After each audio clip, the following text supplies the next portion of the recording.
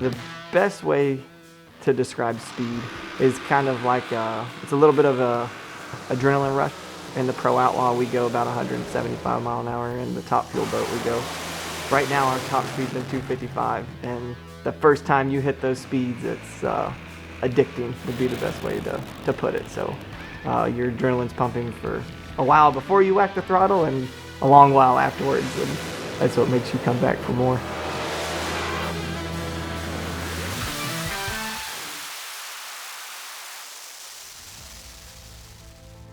I was already racing whenever I went into college, so I wanted to race. I mean, the first time you go out there, and it goes back to the emotional side of it, on the winning part of it and the speed, and nothing else is going to give you that same, whether adrenaline or that emotional feel or anything else that you can get. It's just, you can't obtain it really any other way, I don't think.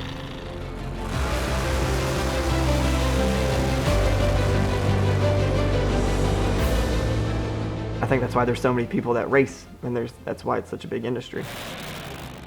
But I think as far as, why not do anything else? I mean, as far as like engineering or something like that, I'd already done a lot of the building and I've grown up around it, so I didn't think it was as important to me to, I figured I'll pick it up and learn it.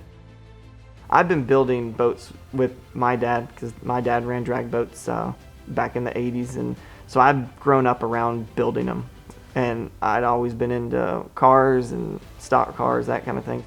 We have our family-owned business, so I work there from, realistically, we normally get there around 8 or 9 and then work until, it closes at 5, the doors do, but we're normally there until 6, putting boats away, or 7 sometimes in the summer.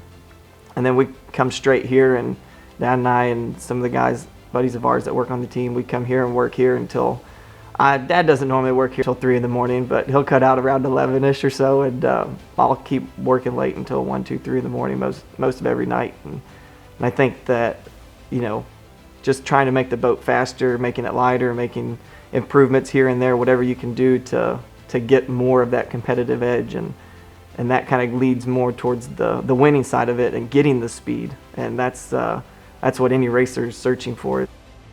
I think a lot of the background that my dad had, whether, on his drag boat stuff, he used to work for Eastern, so he knew some aero stuff on that, and what I've learned on the stock car has helped for the drag boats. And we came out of the gate, in 2015, and we finished 7th in national point standings, and we had, we went rounds. Right off the bat, we were, second race out, we were going rounds. And 2016, we won a championship, only being our second year with this boat, motor combination, everything nobody has ever really done that, especially as a younger driver. Everybody has their own motives and what they want to do. So some people just do it as a hobby, some people do it as career, or some people do it as, that's what they love and dream and eat and sleep it. And a lot of people have talked about whether drag racing or stock cars, what they used to be, where the creativity comes back into it. It's a lot what it is still. That's why I personally like the boat over anything else, is because of that side of it. And you can do things, and there's not a rule book to hold you down, because when there's rules, unless there's safety rules, it just takes that creativity out of it, and it makes everybody go by the same book and everybody by the same code, more or less. That takes it all away.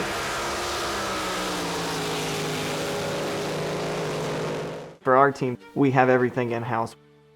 I think we're the first team ever really to have not only the capsules, but the boats and all the molds. So we have everything in-house, so we do it all. There's very few things that we sub out. Everything's pretty much done here by us.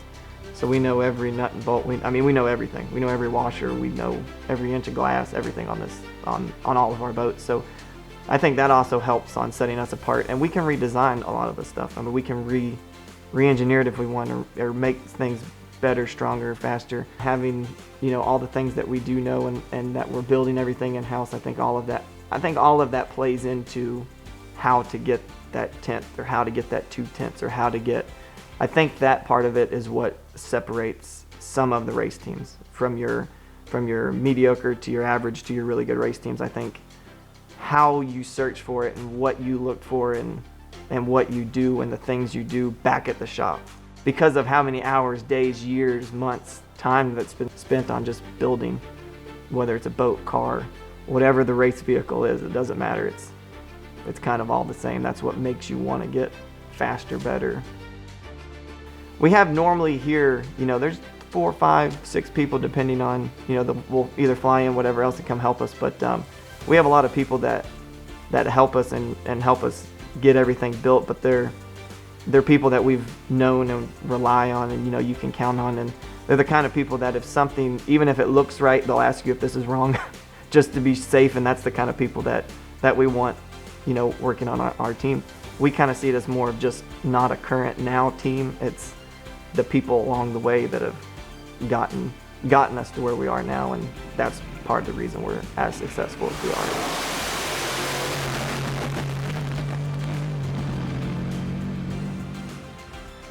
I mean, at the end of the day, you can do the work, and the work and the hours is what it takes, but it also takes the people that have the knowledge to help you get there.